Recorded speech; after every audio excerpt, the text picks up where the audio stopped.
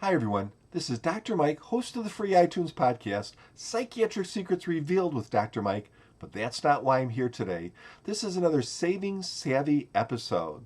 And this is more of an editorial type of an episode where I ask myself the question and pose it to you too. Are compact enthusiast cameras still relevant in 2014?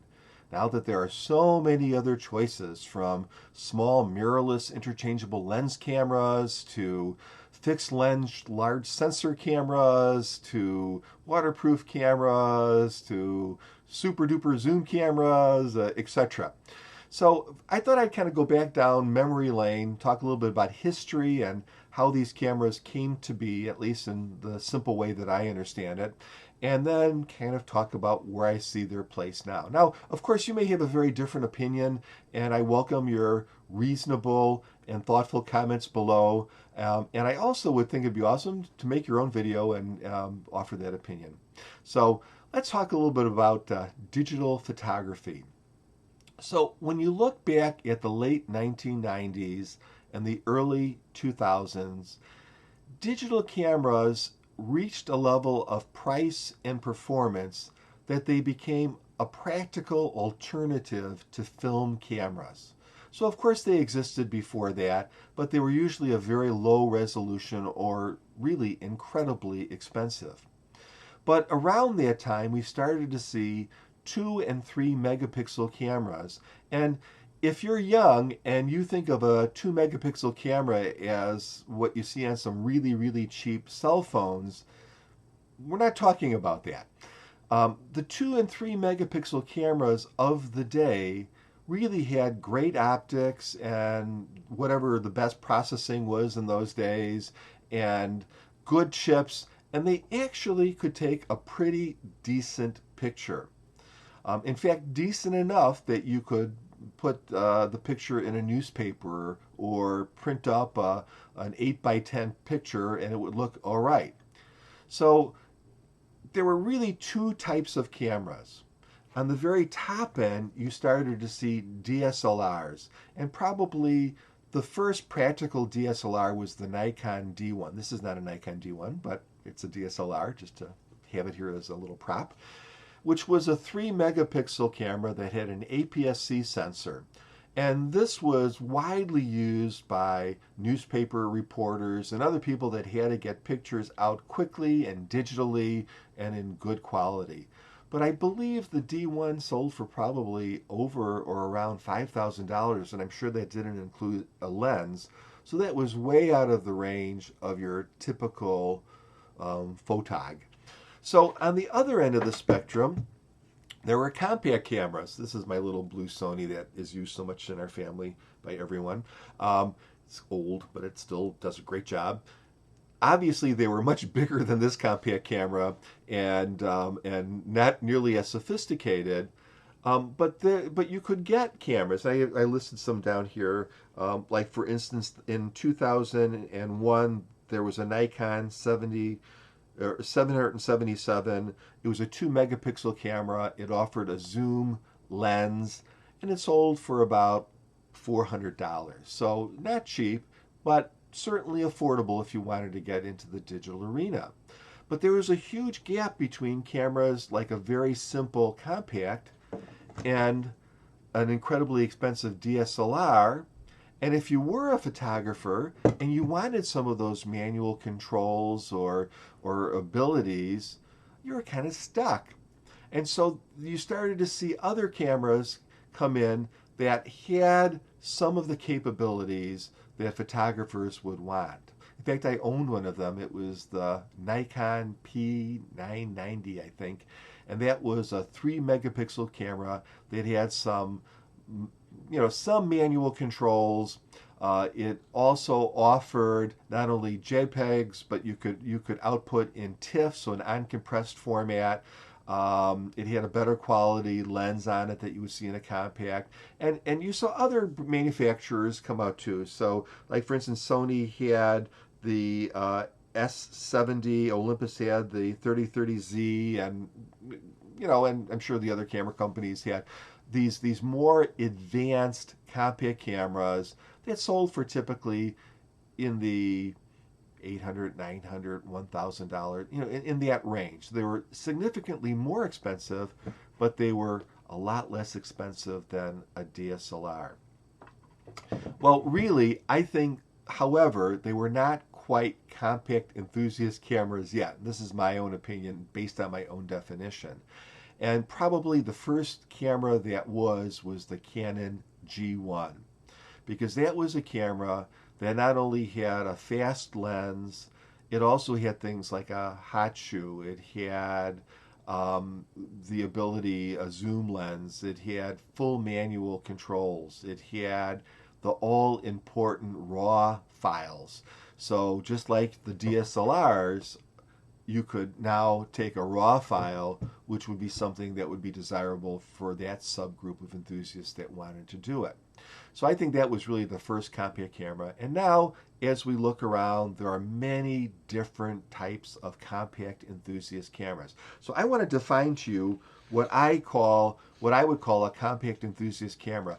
Otherwise, and you might have a slightly different opinion, but otherwise what's going to happen is it becomes so all-inclusive that it's a meaningless discussion. So I would call a compact, I wrote it down, a compact enthusiast camera is a camera that's an all-in-one solution, and that it has an attached lens, and that lens can zoom somewhat. So it's not just a fixed lens at one focal length, that it can zoom, so it serves different functions.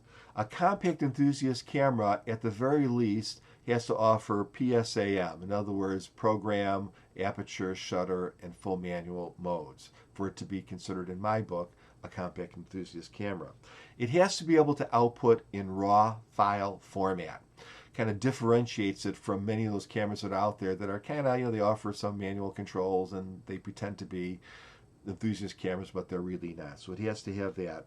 And because we're talking about a compact enthusiast camera, it has to be able to fit in a pocket.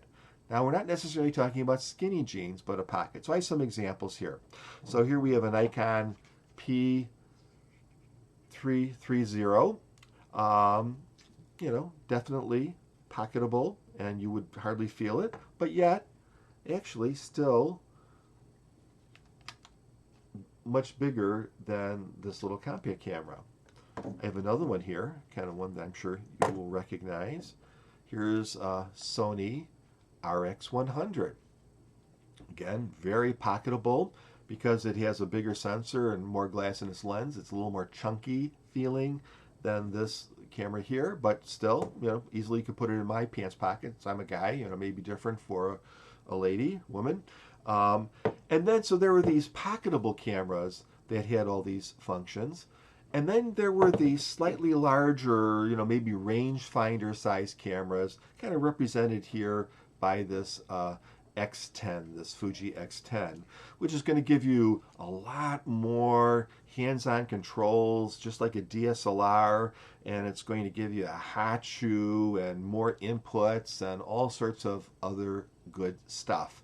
So, but it's still pocketable. Now, I couldn't put this in my pants pocket. I guess I could because I'm a big guy and I have big pants, but probably more of a coat pocket kind of a thing, or if I was a lady, a purse kind of a thing. But definitely an all-in-one solution. I could wear this around my neck all day, wouldn't feel it. Where that is, see, I have to have these glasses, crooked glasses. That would not happen with this camera here. So those are my criteria, and so naturally they're going to exclude. Can I get that straight? Yeah, it's hard to do it when you're doing everything backwards. Yeah, probably not. But that would exclude cameras like the excellent Fuji X100 series because it's a fixed focal length. It would exclude all the mirrorless cameras because they're really not as pocketable, especially if you wind up bringing a variety of lenses. So it kind of differentiates that. And usually when we're talking about a compact enthusiast camera, in most but not all cases, we're talking about a smaller sensor. So in our RX100, we have a pretty big sensor, but it's still relatively small. It's a 1-inch sensor. We talk about our F10. It's a 2/3. I always say it's a 3/2 or 2/3. It's a 2/3 sensor. And of course, when we start talking about cameras like this, it's a 1/1.7 size sensor. So bigger than this guy, smaller than this guy here. So what else can you do with these cameras? Well, obviously, we've talked about the ability to customize them. And if we said, do they have relevance? Well, I think most people would agree that a camera like the Sony RX series cameras still have relevance because they're pocketable and they have near DSLR-like photos. So they are kind of miracles of engineering, somehow combining incredible performance in a really tiny package. What's the price you pay? It's the price. So this RX 100, I think, originally sold for about $650. Now, many years later, at least a few years later, and there's an RX Mark II and an RX Mark III out there, I think the price just dropped on this to $500. So they're still quite expensive. And if you go for an RX2 or an RX Mark III, I think the Mark III is close to $800. So they're very, very expensive cameras.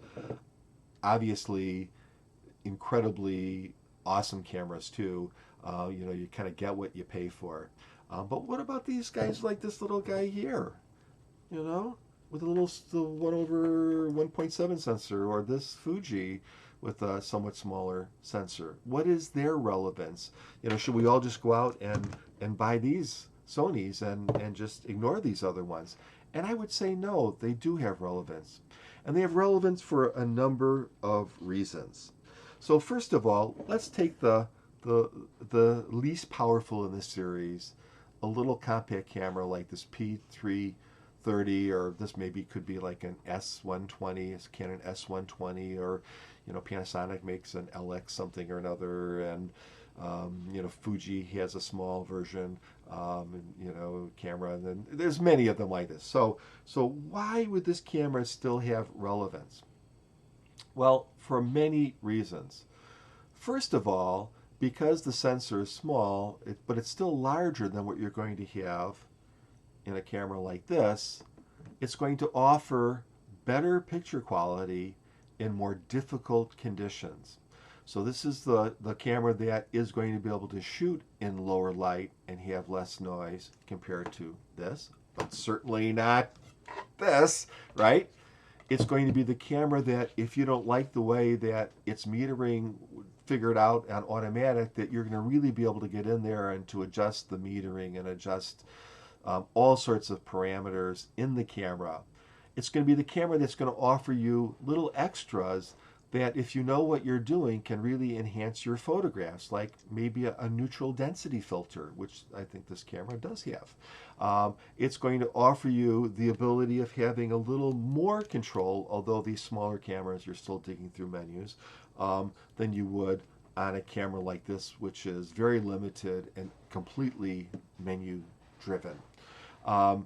So better picture quality, the ability to take pictures under adverse conditions that are going to be of higher quality, the ability to have a concept in your mind and say, I really want this area to be more exposed, and I want to adjust this easily, and that area to be less exposed. You can do these types of things fairly simply with these cameras if you know what you're doing. So this is the most basic camera. Also, the build quality is infinitely better than on this little plastic guy here. So maybe a little more durable, better lens, a little bit faster lens at the wide open end, and things like that. But you still are facing the problem. Well, this is still going to be a better camera than this, right? However, remember we talked about the price point of this, and this doesn't drop. When you look at compact enthusiast cameras, what you often see is that the models don't change that much from year to year. I mean, they've been around for so long. There's only so many things that they can do to them. And so every year or so, there's a new version. So this is the P330, there's now a P340. If I had a S110, Canon S110, there's now an S120, and there'll soon, I'm sure, be an S130, etc.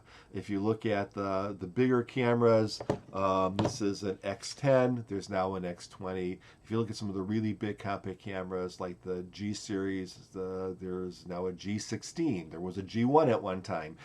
There is now a Nikon P7800.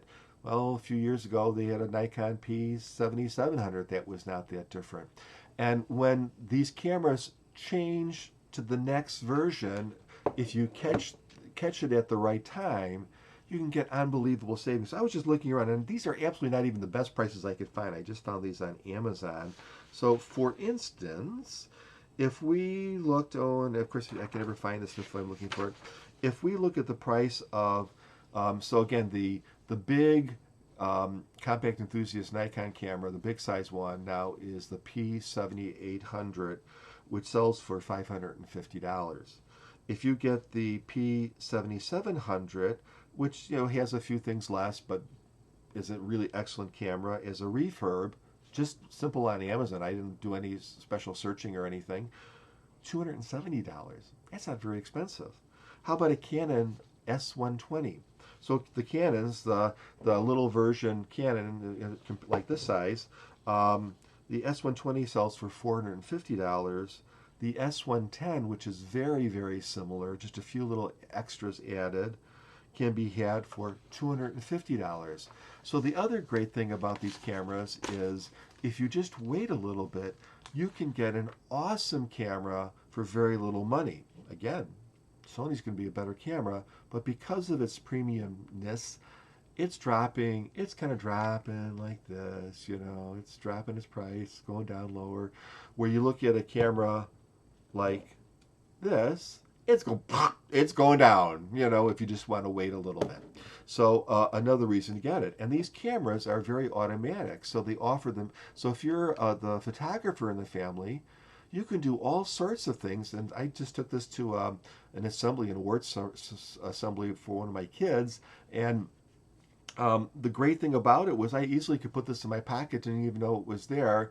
But this was in an auditorium. I had the ability to really adjust things, turn up the ISO to a higher range, adjust the shutter speed, do all sorts of things so I could get some nice photos out of this simple camera.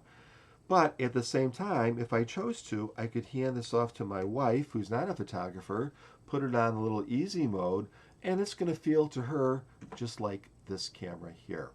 So what's the bottom line? I think there is still a place for sure for the compact enthusiast camera. Will they be changed over time? Will they put in bigger sensors? Will they do other things? Yes, of course they will, to stay competitive and to ever increase their market. Will their market share drop? Yes, of course. But I think there really is a place for them for these reasons. And so with that, that's my opinion. It's a long-winded one, but I'm, I guess, a long-winded guy. And if you are so inclined, I would really appreciate it if you would subscribe. That makes me want to make more videos. Give me a thumbs up if you like to. That also makes me want to make more videos. And if you have other opinions or the same opinion, or if you want to make a video, I would really encourage you to do that. Lastly, as always, if you get some time, please give my absolutely free podcast a listen. It's called Psychiatric Secrets Revealed with Dr. Mike. You can find it on iTunes and other places. Very different format and audio podcast. Otherwise, have an awesome day. Oh, and I had to show you, today I'm drinking out of my lens cup. My wife gave me this. I thought it was very thoughtful. Take care.